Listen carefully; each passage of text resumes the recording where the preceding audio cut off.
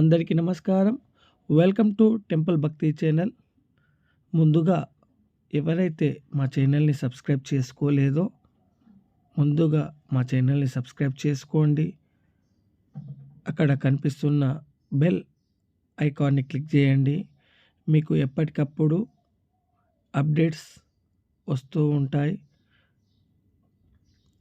ఇంతకుముందు వీడియోస్‌లో మనం చూసినట్టుగా సప్త శనివారాల వ్రతం 7 వారాలు జరుపుకునే పండుగ కోసం చెప్పడం జరిగింది.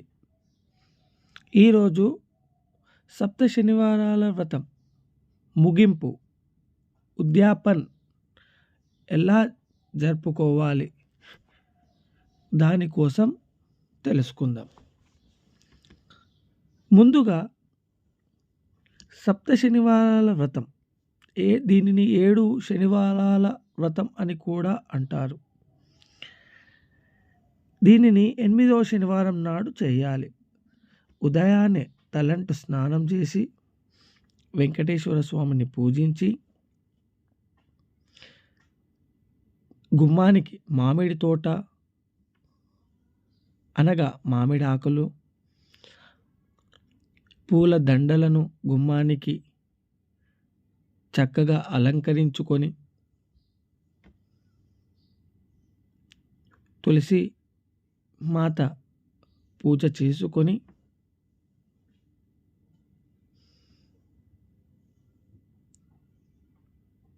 ఆ తరువాత వెంకటేశ్వర స్వామిని పూజించుకొని 7 నువ్వుల ఉండలు నైవేద్యంగా సమర్పించి 7 మందికి భోజనం చేయడం ద్వారా ప్రతిఫలం సిద్ధిస్తుంది. సప్త శనివారాల వ్రతం ఉద్యాపన విధానం. ఈ వీడియోలో మొత్తం పూజ ఎలా జరిగింది లైవ్ వీడియో కూడా పెట్టడం జరిగింది. దానిని చూసి ఇంకా క్లియర్గా మీరు తెలుసుకోవచ్చు. మరి ఒకసారి మీకు గుర్తు చేస్తున్నాను, ఈ వీడియో కనుక మీకు నచ్చినట్లయితే లైక్ చేయండి, కామెంట్ చేయండి, షేర్ చేయండి. మా ఛానల్ని ముందుగా సబ్స్క్రైబ్ చేసుకోండి. సప్త శనివారాల వ్రతం ఉద్యాపన విధానం ఎలా ఉందో తెలుసుకుందాం. సప్త శనివారాల వ్రతం నిర్ణీత రోజు అనగా 7 శనివారాలు ఉపవాసం పూర్తి చేసిన తర్వాత 7వ శనివారం సాయంత్రం లేదా 8వ శనివారం ఉదయం ఉద్యాపన చేయవచ్చు. ఇది ముఖ్యమైన పూజ. నిత్యం చేసే పూజలాగే వెంకటేశ్వర స్వామి లేదా లక్ష్మీనారాయణుల ఫోటోను సిద్ధం చేసుకోవాలి. 7 దీపాలు 7 ఒత్తులతో నువ్వుల నూనెతో దీపారాధన చేసుకోవాలి.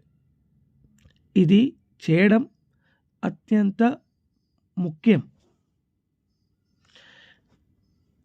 నైవేద్యాలు ఎక్కువగా శనగపిండితో చేసిన లడ్డూలు లేదా నువ్వులతో చేసిన చిమిలి ఉండలు 7 నైవేద్యంగా పెట్టాలి.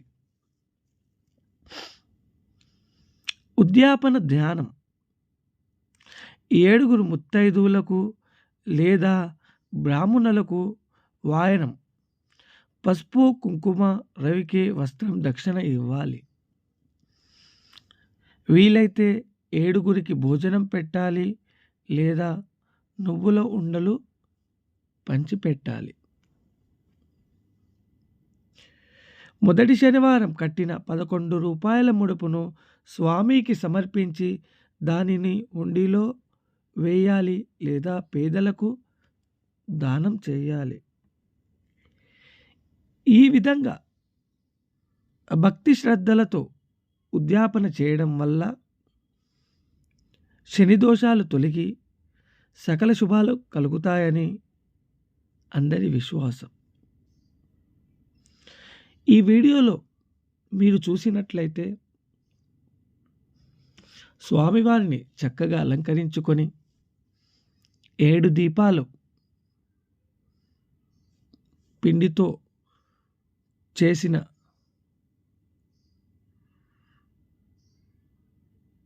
ప్రమిదల్ దానిలో నెయ్యి వేసి 7 ఒత్తులు కలిపి ఒక ఒత్తుగా మార్చి 7 దీపాలు వెలిగించడం జరిగింది. అలాగే మీకు ఈ వీడియోలో కనిపిస్తుంది 11 రూపాయల ముడుపు స్వామివారి దగ్గరనే పెట్టడం కూడా జరిగింది. స్వామివారికి పండ్లు, పలహారాలు, ఇష్టమైనటువంటి నైవేద్యాలు, నువ్వుల లడ్డు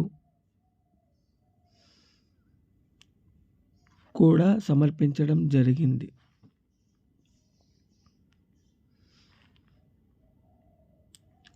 ఈ వీడియో ద్వారా మీకు ఈ పూజా విధానం ఇంకా మీకు చాలా వరకు అర్థం కావాలని చెప్పేసే మీకు పూజా విధానం క్లియర్గా ఇంకా తెలవాలని చెప్పేసే మా ప్రయత్నం. శ్రీ వెంకటేశ్వర స్వామి తిరుమల తిరుపతి కలియుగ వెంకటేశ్వర స్వామి కలియుగ దైవం.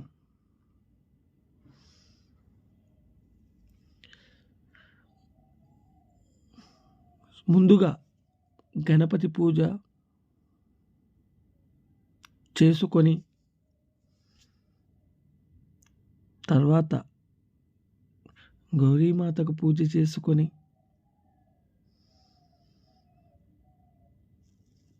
తర్వాత శ్రీ వెంకటేశ్వర స్వామిని పూజ చేసుకొని ఆ స్వామి దీవెనలు పొందడానికి చేస్తున్న మానవ ప్రయత్నం. అనుకున్న పనులు జరగనప్పుడు, మనకు ఆటంకాలు ఎక్కువగా ఎదురైనప్పుడు, స్వామి నీవే నా దిక్కు అని భావించినప్పుడు,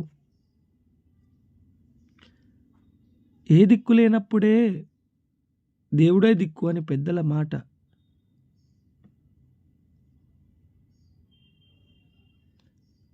మన కలియుగ దైవం వెంకటేశ్వర స్వామిని ఆయన దీవెనలు పొందడానికి మానవులు చేసే ప్రయత్నం లాంటి.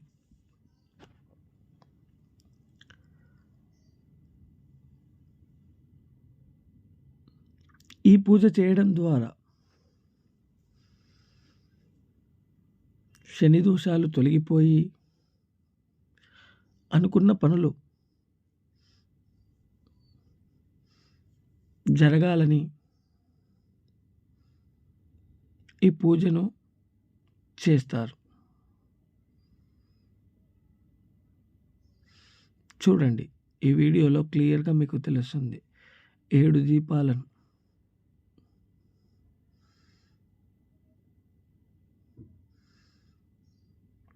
ఒకటి, 2, 3, 4, 5, 6, 7 స్వామివారికి నచ్చిన విధంగా మన పూజా విధానం. ఇంటికి ఒక బ్రాహ్మణుని పిలిచి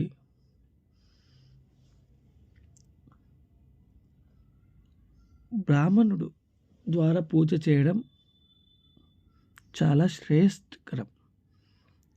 ఎందుకనంటే బ్రాహ్మణుడు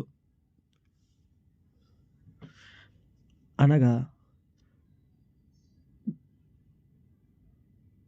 దేవుని అనుగ్రహం పొందాలంటే బ్రాహ్మణుడు చాలా ముఖ్యం. ఎందుకు అంటే మనం గౌరీ పూజ చేయాలన్నా, వినాయకుని పూజ చేయాలన్నా ఎలాగైనా చేసుకోవచ్చు. కానీ ఒక పూజా విధానం చేయడం ఎంత అవసరమో, స్వామివారిని మెప్పించడం ఎంత అవసరమో, స్వామివారిని మన ఇంట్లో స్థాపించడం చేయడం కూడా అంతే ముఖ్యం. అది ఒక పూజా విధానం వల్లనే జరుగుతుంది. బ్రాహ్మణులు తన మంత్ర పఠనంతో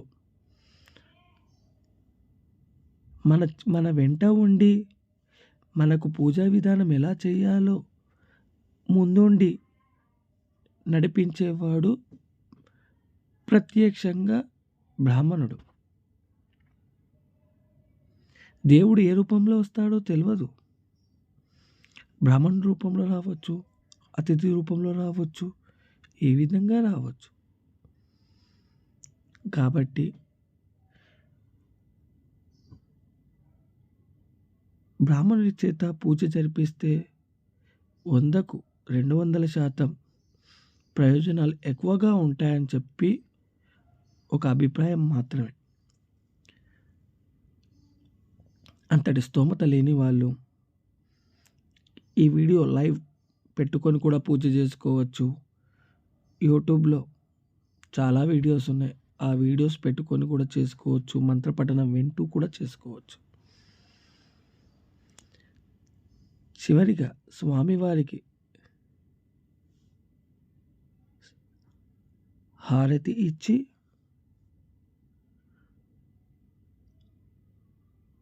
ఆ హారతితో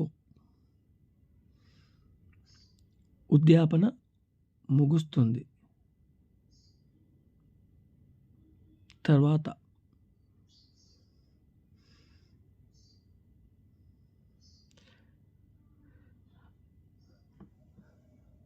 స్వామి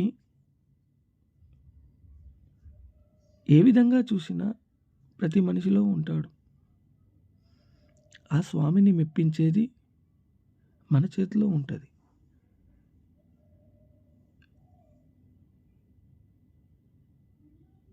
ఈ వీడియో కనుక మీకు నచ్చినట్లయితే మా ఛానల్‌ని విజిట్ కండి, లైక్ చేయండి,